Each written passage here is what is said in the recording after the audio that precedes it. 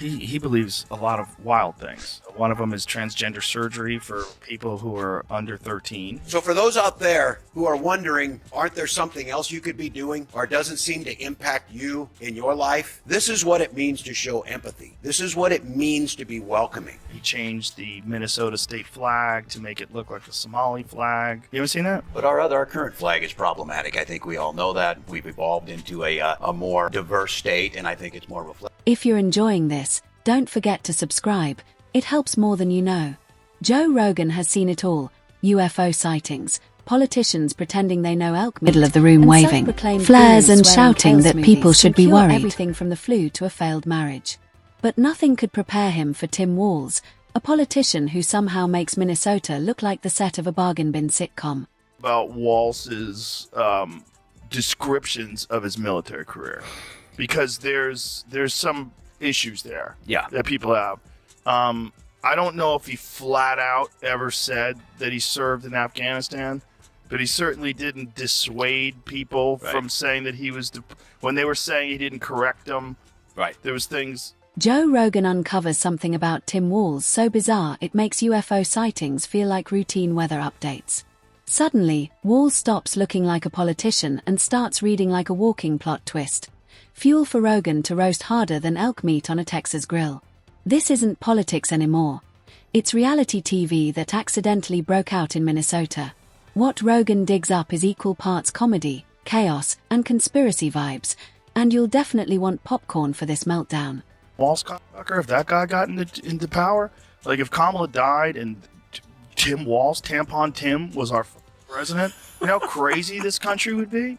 That weirdo who puts tampons in the boys' room, and what about our joy? Like he's a complete pathological liar, like a complete liar. Lied about being in Tiananmen Square, lied about being a fucking head coach of a... When Rogan pulled back the curtain, he didn't find a mastermind at work. He found a guy juggling chaos like a clown at the state fair. Tim Walz is out there talking again. Did he say he could fight any Trump supporter? Yeah, he says he kicked their ass, and they're scared of him because he could fix a truck. They were threatened by his masculinity. I know how to fix a truck. So he said, like, do you?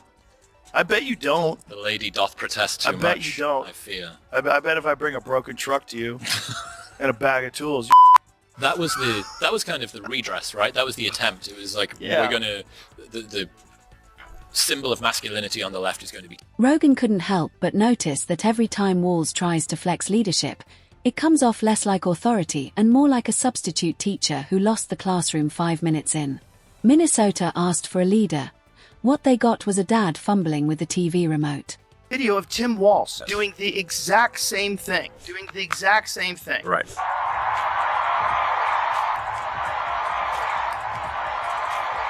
Exact same thing, and he said, of course, it's a Nazi salute. He said that. Right. We spent 3 days debating, having them trying to debate that President Musk gave a Nazi salute. Of course he did. But that is a distraction. This is how crazy things have gotten. Like, it's... The thing is, Walz isn't even subtle. He struts around like he's cracked the code to governance, but Rogan quickly noticed most of his big ideas sound like they were lifted from a 2003 motivational calendar. It's the kind of faux inspiration that only works if you're half asleep in a dentist's waiting room. Rogan called out the comedy of it all, not cruelly, but with that classic "are we really doing this?" tone he usually reserves for flat earth believers. And there's no pushback. There's no like, excuse me, I didn't go to Iraq, right? Exactly. And I retired, as my unit was deploying. And so... We were retired a couple months before. A couple months before. Right? Yes. What is the whole story those guys behind know, it? they know that they're going, right? It's not like they suddenly get a paper, on one day. There's a build up to that, and they're aware of it. And so, even his personnel were saying, look, we all knew we were going. He knew he was going. Middle of the room waving, flares and shouting that people should be worried, basically standing in the looking like a giant blinking red flag with warning sirens attached to foyer. Yet here he is, moving like he's auditioning for the role of president in a high school play. Peel back the layers and there's no strategic genius. Just a guy trying way too hard to look like he belongs in the big leagues while clutching a playbook scribbled in crayon. Rogan's whole brand is digging beneath the surface, and with Walz, he found that the surface was the only thing holding the mess together. On the outside, sure, You get the polished politician smile. But once Rogan connected the dots, it looked less like a trustworthy leader and more like someone who probably shouldn't be trusted with sharp objects. Every story led to another absurd twist, like peeling an onion only to discover it's actually a spray-painted cabbage.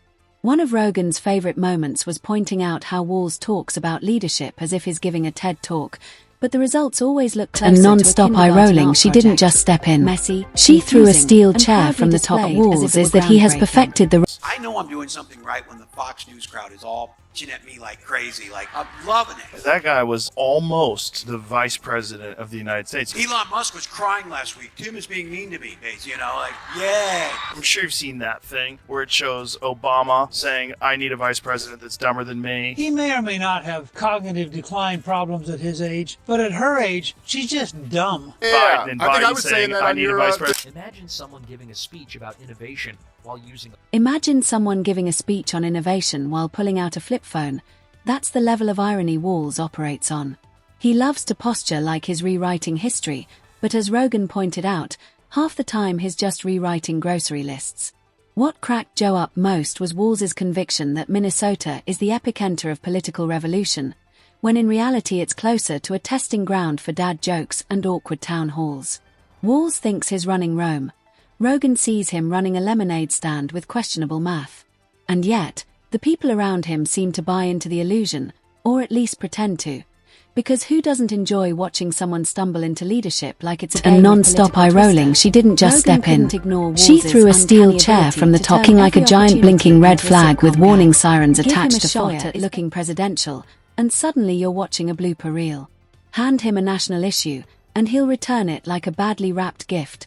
Torn paper, no bow, and a missing hands. His speeches sound like a chatbot running on dial-up, and every appearance turns Minnesota roast nobody saw coming, and the drama that feels less like leadership and more like a cautionary. The wildest part. Walz somehow keeps bouncing back. Every time he takes a hit, he springs up like a cartoon character that refuses to stay down. Video? I haven't seen. Please play it. It's probably a real person. It might not be Tim Walz. Trump is AI generated. No, he slaps his... I mean, that is hilarious. It's definitely him. This is all 100% real, Jamie. You're a plant by the Jamie's government. compromised. On top of it, it's AI generated. Riley So Moore what? fell for an AI-generated video of Minnesota Governor. I fell for it too. And do you know why I fell for it? Yeah. Because I believe that he's capable of... Middle of the room waving, flares and shouting that people should be worried, basically standing in the looking like a giant blinking red flag with warning sirens attached to forehead. That's Walz. And non-stop eye rolling, she didn't just step in. She threw a steel chair from the top roast nobody saw coming, and the drama that feels less like leadership and more like a cautionary tale. The myth of Walz as some underrated genius. Joe shredded it. To him, Walz is closer to an overhyped substitute gym coach. Plenty of pep talks about teamwork, but when it's time to run actual plays, you'd get better results from a group of middle schoolers with a whiteboard. Walz acts like he's playing 4D chess, but Rogan exposed the truth. It's Candyland, and he's still losing. The deeper Joe went, the funnier it got. Walz has this habit of over-explaining, like he thinks if he piles on enough words, people will confuse noise for wisdom. But Joe didn't buy it. He called it out for what it was.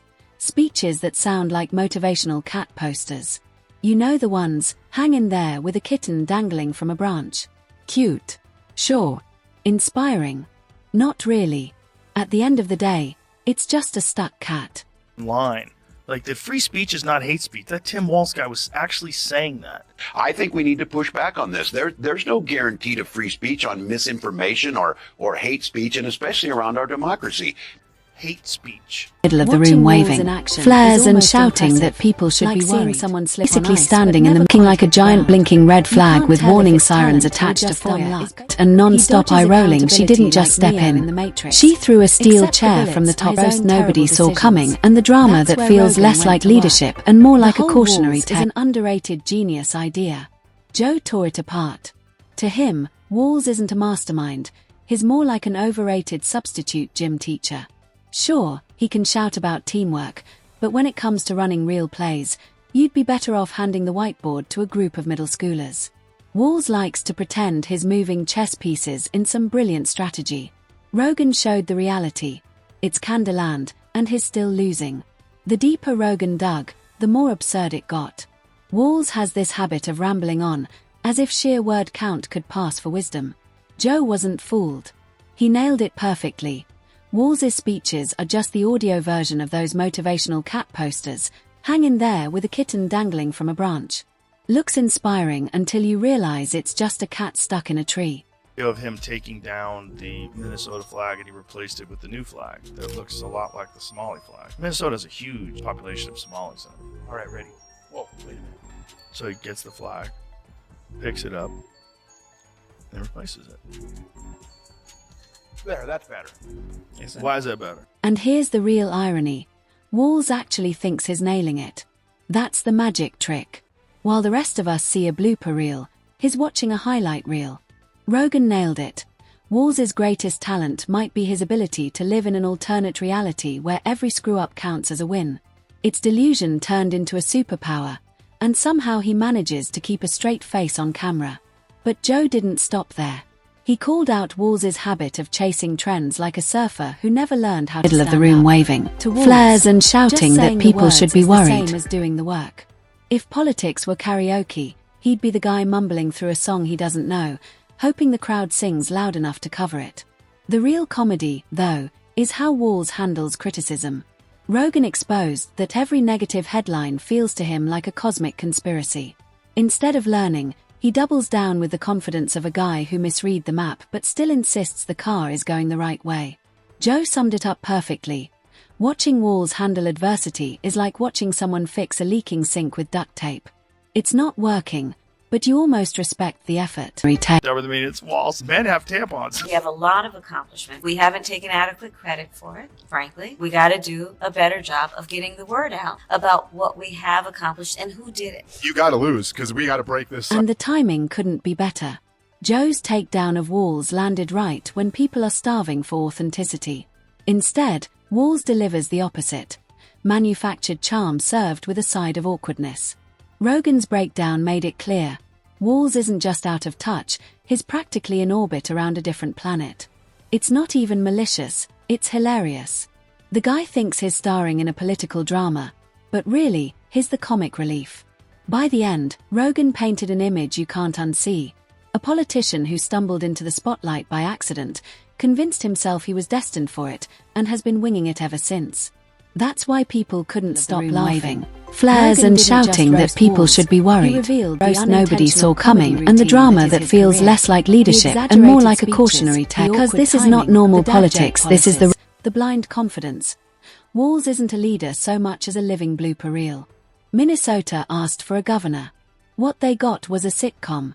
And thanks to Joe Rogan, the rest of us finally got front row seats. The best part. The more people re-watched Joe's breakdown, the more obvious it became, this wasn't a one-time gaffe. It's a pattern. Outsiders coming into communities, stealing and moving jobs away, and making life harder for people living there. And they have names, Donald Trump and J.D. Vance. Complete lie. Lied about being in Tiananmen Square, lied about being a head coach of a football team. Because this started, and I love this story, as a young prosecutor.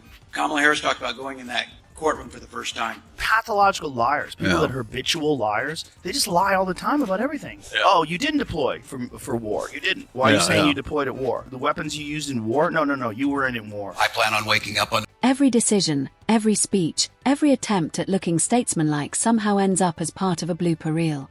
It's almost impressive. Like Walz has made it his life's mission to prove that gravity hits Minnesota politicians harder than anyone else. You'd think he'd learn eventually. But nope. He just doubles down, like a guy proudly walking into the same glass door twice. He's a magician with one trick, and even that trick only works half the time. Minnesotans keep clapping out of politeness, but you can see it on their faces. Maybe, just maybe, they deserve a headliner instead of the warm-up act. And that's the real joke. Walz still thinks he's delivering Oscar-worthy monologues, flares and shouting that people should be worried. The rest of us are watching an outtake reel.